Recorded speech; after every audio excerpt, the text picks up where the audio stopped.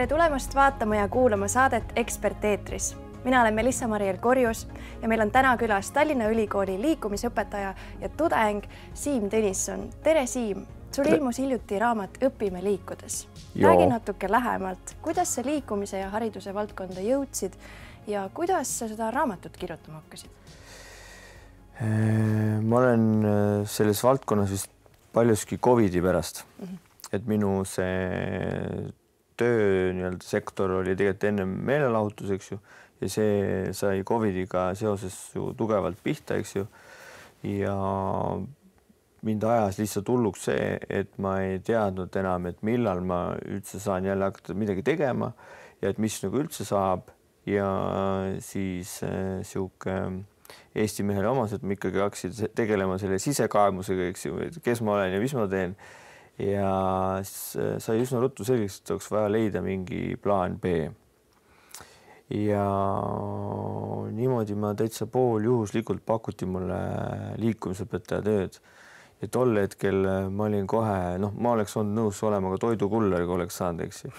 Ja siis ma olin see, et teeme ära. Ja siis sinna käis juurde veel see lause, et tead, aga siis lähed ülikooli ka ju õppima. Ja siis ma olin, jaa, muidugi ma lähen. Et kui ma tol hetkel oleks teadnud, et kui raske see tegelikult nagu saab olema, ma ei usu, et ma oleks võib-olla nii nagu kindlameelselt jah, seda öelnud.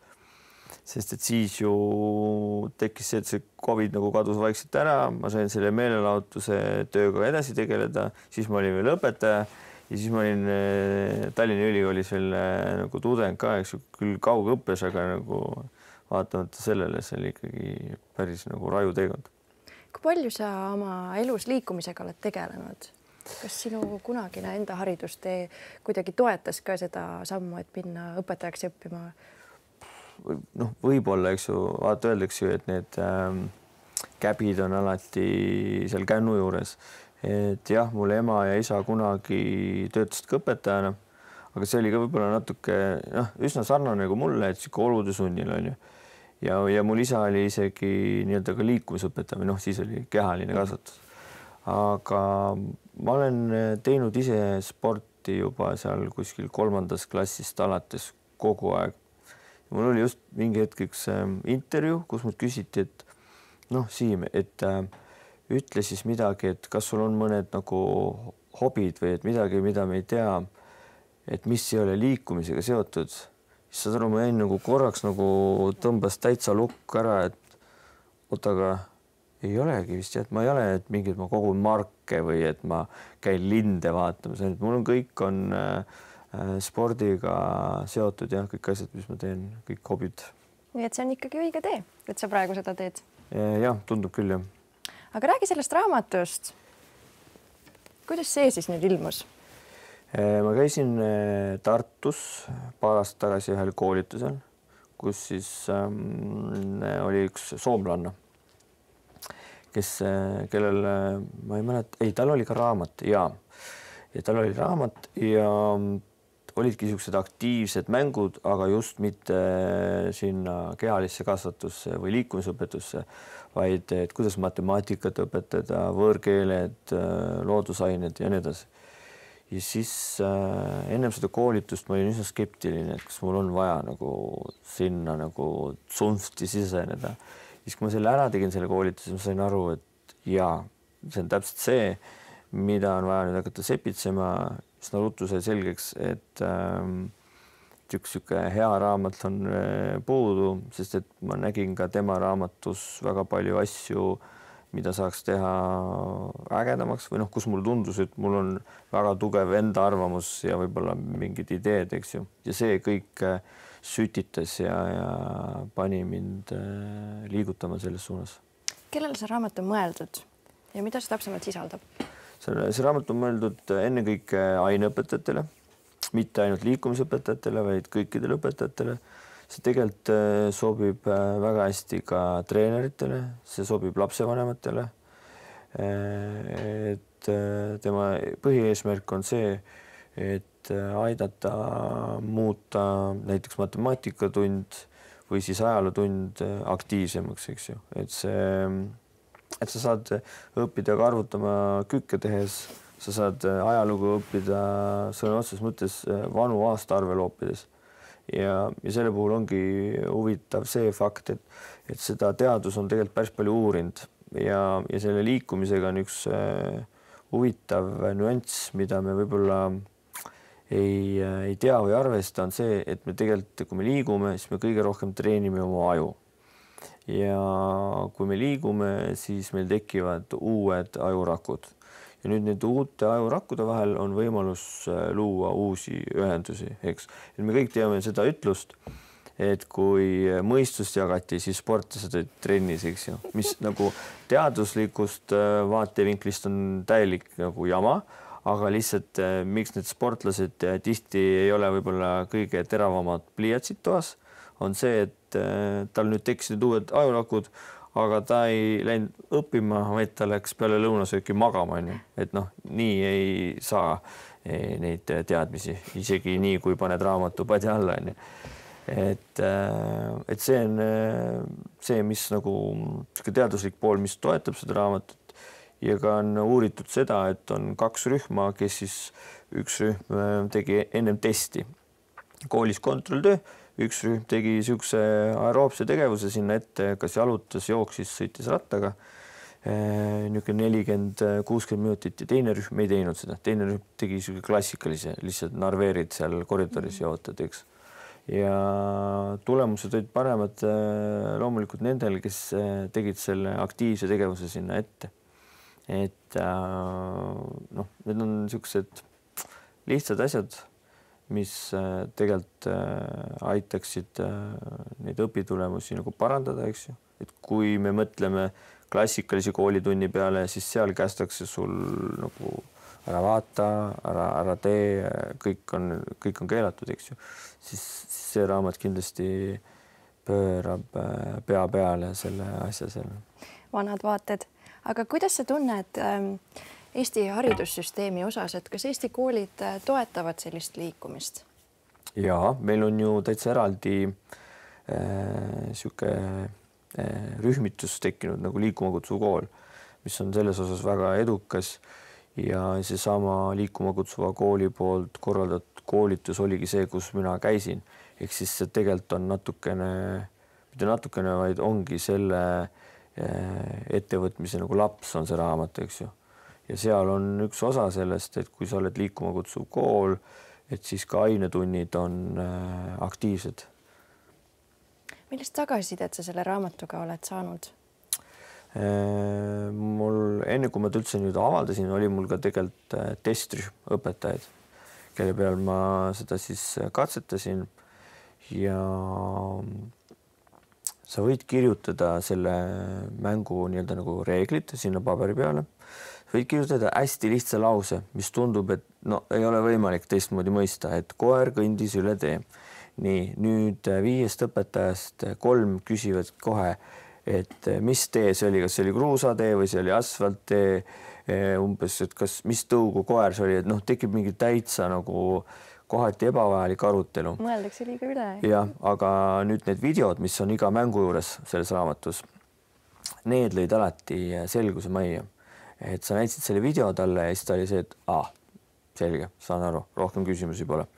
Et tegelikult sai seal küll, sest et meil oli seal tiimis paar sellist õpetajat, kes nokkisid nagu heas mõttes väga palju ja tänu sellele, ma arvan, me saime üsna pommikindlaks need tekstid seal, et võiks hakata hammas peale küll. Ja täpselt, et kui ongi mingi segadus ja sa mängidki teistmoodi, siis see ongi selle nagu folkloori puhul äge. Et me ju oleme erineva taustaga ja see, kuidas meie fantaasia töötab, et see on jumalast äge ja päris mitme asja puhul ma olen teinekord vaadanud, et niimoodi hoopis tavai. Aga räägi, kas on sul mõndasid ägedaid välismaa näiteid tuua, et kuidas välismaal koolides liikumisega tegeletakse? Kas meil on kuskilt eeskuju võtta? No see sama Soome. Ma arvan, et nemad on selle saanud seal päris edukalt käima ja üks teine asi, mis üks kindel linn Soomes, kui ma nüüd ei eksi, see on Oulu, kus nad liiguvad jalgratastega. Et seal on selline, seal ongi jalgrattur on boss. Et kui lumi tuleb maha, siis kõigepealt peavad olema rattateed lumes puhtad, et nemad saaksid liikuda ja neil on see võrgustik on seal hästi selline paindlik, et sa saadki jalgrattaga suure tõenäosusega punktist A punkti B paremini. Ja kui sa nüüd vaatad, keset talve on neil maja ees parkla on nagu paksud jalgrattaid täis, eks ju.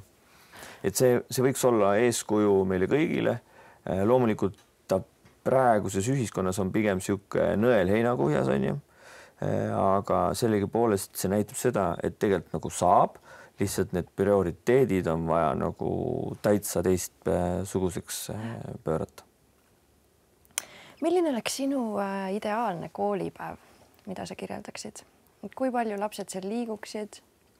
Kuidas üldse koolitunnid välja näeksid? Mul on tihti on omast arust on ideaalne koolipäev, siis mul oli ühe keerulise klassiga oli tund lõppenud ja mulle tundus, et Siim, et täna oled sa nagu kiitust väärt, panid päris vingelt. Ja siis samal ajal, kui ma oma peas selle mõtte olin ära mõelnud, astus Kerli spordisaalist välja ja ohkas hästi raskelt ja siis ütles, et nii igav pole ammu olnud. Mis te tegite seal tunnis? Me mängisime ja meil olid seal nagu, kuidagi mulle endale tundus, et see hea mõnusa minekuga on ja me ei läinud konflikti ja nagu suutsin neid nurki seal maa lihvida neil ja kõik, aga vaat see ongi see erinev, see, et mida mina pean nagu edukaks on ja mida õpilased peavad. Et ma arvan, et mul hetkel on seal koolis, kus ma olen, Lodijärvel, on mul kõik päevad täpselt nii nagu peab, sest et mul on seal väga head tingimused loodud valla ja kooli poolt ja õpilased on toredad, nagu päriselt on toredad. Ja eks see vist on nii, et kui sa oled ise tore ja siiras, siis lapsed on sinuga vastu ka. Ja kui laste puhul on see nagu brutaalne, see ausus. Seal ei ole mingit seda, et 2 nädalat, kuidas see oli, et pilt on, aga häält ei ole. Ja siis sa nuputad seal, vaid et seal sa saad ikka nagu kohe teada, et kas sa tegid hästi või halvasti. Räägi natuke sellest raamatust veel. Sa enne mainisid, et videod on ka nende mängude juures. Ehk siis sul on loodud ka platvorm, liikumismängud. Kas siis iga mängu juurde saad vaadata platvormilt video või kuidas see platvorm välja näeb? Seal on lihtsalt nüüd konkreetselt selle raamatu puhul on see, et nad on seal YouTube'is on need mängud peidus, et see video avaneb nii-öelda raamatu ostjale või raamatu omanikule, et tema saab konkreetselt neid mänge, mis on seal raamatus, siis nende QR-koodide abil avada. Aga muidu on on olemas Instagramis, Facebookis, TikTokis ja veebis on olemas eraldi liikumismängud, kus on nagu veel hunnik täitsa teisest kategooriast ja teisi nagu mänge ja tegevusi. Ja miks see raamat siin laua peal on ja miks see liikumismängud üldse sündis, on ka paljuski tegelikult selle ülikooli nagu süü, sest et esimesel semestril vist isegi, kui ma õigesti mäletan, üks õppejõud rääkis meile sellest, et mõelge selle enda mingi nagu spetsialiseerumise peale või et mis on see sinu nagu teema. Ja see kuidagi oli väga selline silmi avardav minu jaoks ja inspireeriv, et okei, et ikkagi peaks nagu mingi suuna võtma. Tema tõi selle muidugi, et selle lõputööga seoses on ju. Ja loomulikult ma tegingi lõputöö hoopis mingil täitsa teisel teemal, aga see on paljuski on siin ka Tallinna Ülikool selles nagu süüdi, et on üldse siuke asi olemas nagu see liikumismängud. See on ainult positiivne. Mul tekkis siuke mõte ka, et küsimus, et kust sul need mänguideed tulid? Sa guugeldasid neid ise ja siis kuidagi leiutasid sinna mingisugused enda mõtted juurde? ma alguse otsisin, kuna ma alustasin niimoodi, et ma olin nagu koolis ja lasteaias, eks, ja lasteaeda on sul väga vaja neid mänge ja ma hakkasin otsima, kuskilt nagu ei leidnud just sellist võib-olla eestikeelset sisu, ingliskeelset oli väga palju ja vist äkki esimene mingi asi, mis ma nägin, oli kuskilt TikTokist mingi üks konkreetne mäng, mis ma mäletan, mille puhul ma sain aru, et jep, see ongi see. Ja see on, need mängud tekivad teinekord puhtalt ise mõtled mingi asja või siis mingist mängust sa saad mingi segmendi, sa mõtled, et ohoh, ma saaks sellest teha hoopis nagu niimoodi. Ja ka lapsed annavad tegelikult sulle päris palju head sisendit ja pakuvad välja mingeid ideid ja vahestad on saanud mingist muust mängust üsna valesti aru ja siis ta tuleb, räägib sulle ja siis sul on, oota, aga teeme hoopis niimoodi seda. Aga kas siin on mingi vanusepiirang ka või võivad neid mänge teha ka täitsa täiskasvanud inimesed? Täiskasvanud kindlasti kui ma olen seda raamatut nüüd käinud tutvustamas koolides, siis te peaks nägema, kuidas need soliidses eas õpetajad kilkavad ja jooksevad niimoodi, et sa pole jõudnud öeldagi neile, et läks, vaid nad juba nagu kütavad. Ja see ongi ju tegelikult selle mängimise sihuke väike detail, et sa teed need asjad justkui nagu mööda minnes ära. Kui palju, mitu minutit tavaliselt üks mäng võiks aega võtta? Seal on juurde toodud neile mängudele, et mis see sihuke mängimise aeg on. Nad on seal keskeltläbi 5–10 minutit, et sa saate sinna ainetundi ära peita. Mis ei tähenda seda, et sa ei võiks seda kauem mängida, eks ju. Aga jah, vanuse mõttes, nagu sa enne küsisid, on nad see vanusegrupp, kes hakkab kooli minema. Nendele sobib see ka kindlasti. Seal on, ma arvan, ka paar mõnda asja, mida saaks täitsa väikestega teha. Aga muidu ta on enne kõike sealt, ütleme, 1. klass kuni sinna veterani ikka välja. Kas lapsevanemad võiks ka neid mänge kodus lastega teha? Kindlasti. Lapsevanemad peaksidki ja lapsevanemad võiksid rohkem tegelikult panustada sellesse meie järelkasvu aktiivsesse tulevikku. Ja. Aga milline on sinu lemmikmäng siit raamatust ja kas me saame midagi äkki mängida ka? Ja, minu lemmikud on alati kivipaberkäärid mängud ja on seal on niisugune mäng nagu spagat. Ja selle mängu jaoks sul ei olegi vahendeid üldse vaja. Ja seda sa saad teha mis iganes ainetunnis sul soovi on, teda ei ole otseselt vaja ka ainetunniga ära siduda. Et põhimõtteliselt võiks ka ju vahetundides neid mänge mängida. Muidugi, kindlasti. Aga proovime. Teeme. Nii. Sa tead, kus käib kivipaberkäärid, eks ju? Kivipaberkäärid tean küll. Ja. Sa alustad niimoodi, et sul on sihuke käärseis, niimoodi, et on kand ja varvas on koos. Nii. Ja nüüd, kui me mängime seda mängu, siis meie puhul on oluline, et meie varbad oleks kogu aeg koos. Niimoodi, nii.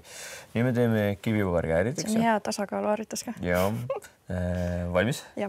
Aga teemegi selle kiire, me teeme 1, 2 ja 3 peal näitame. Nii. 1, 2, 3. Nii, mina võitsin. Võitja tõstab esimese jala tagumise jala taha. Ja kaotaja lükkab esimese jala mulle siia vastu. Nii, nüüd teeme uuesti. 1, 2, 3. Nii. Nüüd võtsid sina, nüüd paned sina esimese jala tagumise jala taha. Ehk siis niimoodi. Ja, nüüd see näeb natukene välja nagu sihuke tantsu algkursus, eks ju. Samm sisse, samm välja. Nii, teeme 3 peal, jah. 1, 2, 3. Aga kaua selle mänguga, kaugele sellega võiks minna? Sellega võiks minna täpselt nii kaugele, kuni siis üks enam ütleb stopp. Noh, et ta ei ulata enam nagu teise mängijani. Ja see on siis kaotaja. See on siis on kaotaja. Teeme siis ühe korra veel. Teeme viimase. Ega mul siin väga palju ruumi ole. Nii, 1, 2, 3. Nii, no näita mulle, kas sul tuleb ära või? Oppa, nii, püksid terved, kõik on hästi. Super. Väga. Aitäh sulle. Palun. ja aitäh sulle saatesse tulemast. Ütle vaatajatele ka, et kus seda raamatut saab osta? Seda saab osta liikumismängud.ee veebilehelt, seda saab osta Rahvaraamatust ja seda saab osta Apollo raamatupoest. Suur aitäh tulemast ja aitäh kõikidele vaatajatele. Meil on täna käimas viimane pidulik saade, nii et kohtume järgmisel hooajal ja ärge unustage suvel liikuda. Ilusat suve!